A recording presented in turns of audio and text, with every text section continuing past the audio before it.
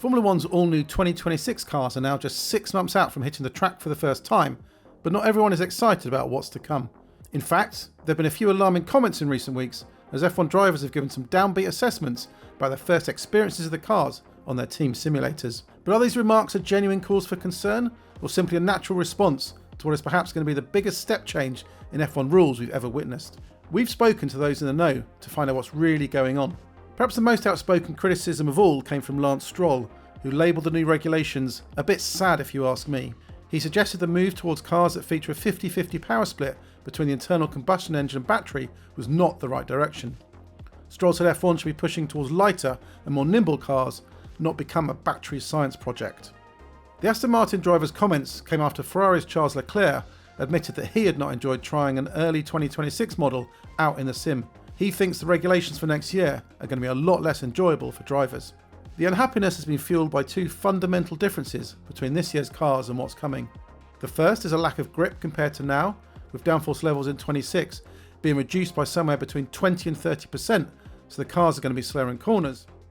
The second aspect is them having to deal with energy deployment to a much greater extent, as managing battery power over each lap is going to be more complicated than now because the cars are not going to have an abundance of electrical boost on tap. From the FIA's perspective, drivers complaining about new rules is something that's happened time and again in F1.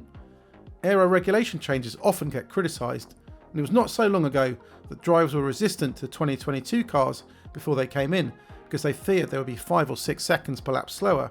In the end, the cars we have right now are among the fastest ever in F1 history. There have often been changes to F1 that drivers criticised prior to their introduction, predicting doomsday scenarios that didn't play out that way.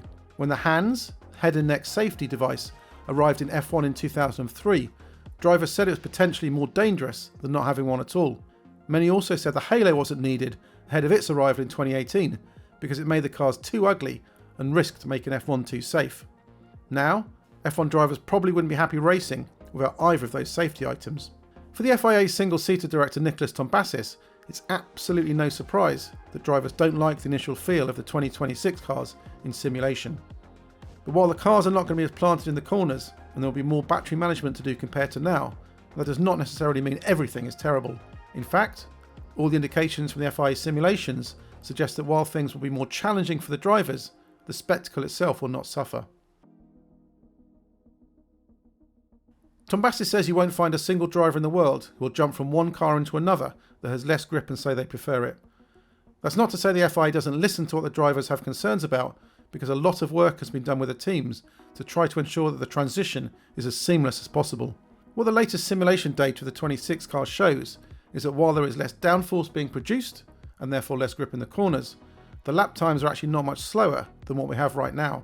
Thanks to the cars accelerating quicker out of the turns, which punches them to a higher speed down the straights, the FIA's current predictions is for them to end up around 1 second per lap slower than what we have right now. Tombassis expects that as teams get to grips with understanding the new aero regulations, they will quickly find more lap time through development, so the gap between the new rules and what we have now will be soon wiped away. His prediction is that by the time the 2027 season is underway, lap times will already be back to the level we have right now. There is also what one paddock figure has referred to as a twist in the tail of drivers potentially being unhappy by having to race cars with less grip next year, and that is that a drop in performance should make some tracks, and especially some specific corners, much harder from next year, so there will be a bigger premium on driver talent making the difference. Take Copse Corner at Silverstone. Right now with the current cars, it's easily flat out for every driver on the grid in qualifying, so it is ultimately not somewhere that a good driver can make a difference compared to a bad one. In 2026, with a reduction in downforce, it will no longer be a full throttle corner, and that means it will be down to the best drivers to extract the most they can from their car. There is no denying that management of battery power is going to become a major talking point next season. This is primarily because at some tracks there isn't going to be enough energy generated for the batteries to produce maximum power down the straights everywhere. This phenomenon of clipping, which is when a hybrid car has run out of extra battery power entirely down a straight, happens at some tracks now, with cars often reaching peak velocity a bit before the braking zones. You can often see when drivers are clipping because a flashing warning light comes on at the back of their cars as they suffer a power drop. Next season this behaviour will become a bit more noticeable because of the much bigger reliance on battery power, which will deliver 350 kilowatts of power compared to the 120 kilowatts we have right now. When the F126 rules were in their infancy, there were huge fears about how this energy deployment would play out on track. Doomsday scenarios typically reference Monza and the cars coming out of Parabolica using their full battery power and then hitting empty halfway down the main straight. And the speed loss would become so much that drivers found themselves even having to change down gears on the straights to stay in the ideal rev range. The FIA has been long aware of this risk, so has pushed hard on two fronts to improve matters. The first has been by reducing drag, so less energy is required to push the car through the air.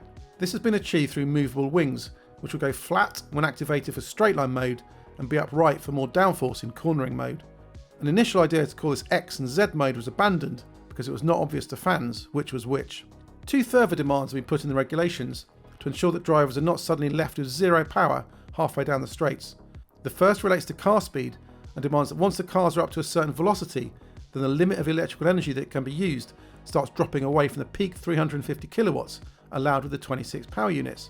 This starts reducing as cars approach 300 kilometers an hour, then tapers off more aggressively from 340 kilometers an hour before it hits zero at about 345 kilometers an hour. Perhaps of more importance, however, is a rule that limits the rate at which power can be reduced, so there is no cliff edge potential for cars to suddenly run out of power. This is known as the turn down ramp rate and effectively prevents teams from burning all the power quickly to arrive at a point where drivers go from having maximum power to none in an instant. There are two ramp down rates laid down, one for tracks where power will be very limited, such as Monza, Baku and Saudi Arabia, and then a different metric for everywhere else. At those tracks where the FIA determines that the power limited distance exceeds 3,500 metres, the power can be reduced at no greater rate than 50 kilowatts in only 1 second period. For other venues, the rate of reduction is capped at 100 kilowatts in only 1 second period.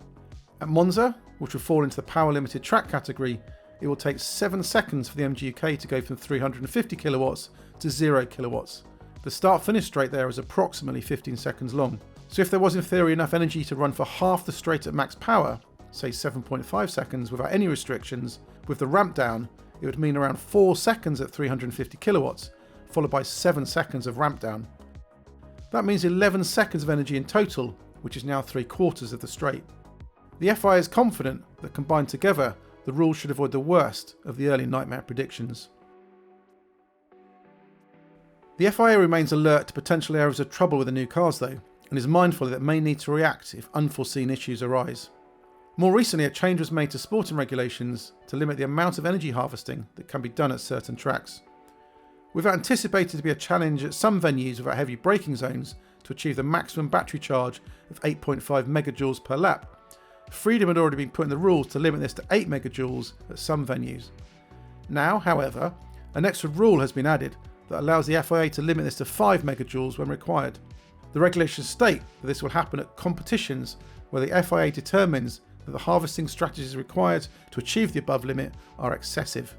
Tom Bassis has explained that the FIA did this because it did not want drivers to have to do any shenanigans on the straights by having to brake heavily to recharge their batteries on qualifying laps. He explains this was to protect qualifying and make sure that it is a pure expression of aggression rather than energy management. The technical regulations for next year are well defined now. There is some confidence that, as well as being fast enough, the cars will also be better able to follow each other than the current generation can.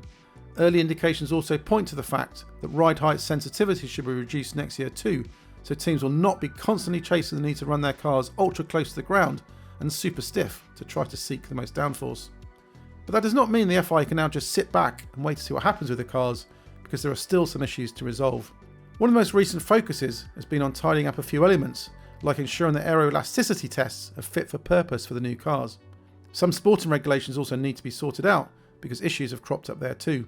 One of these, for example, relates to what to do in wet weather races if, on safety grounds, the low drag straight line wing mode has to be disabled. If this happens, then it means the cars will be fixed in the high downforce corner mode throughout the lap. This will not only have an impact on drag levels, but will add downforce to the cars when running down the straights, which will push them closer to the track and could risk them bottoming out. Initial estimates say the difference between straight line mode being on and being active could change the ride height on the straights by around 8 millimeters. It means a car that's been set up without an extra margin for this height difference could be at risk of wearing its plank down if straight line mode stays off.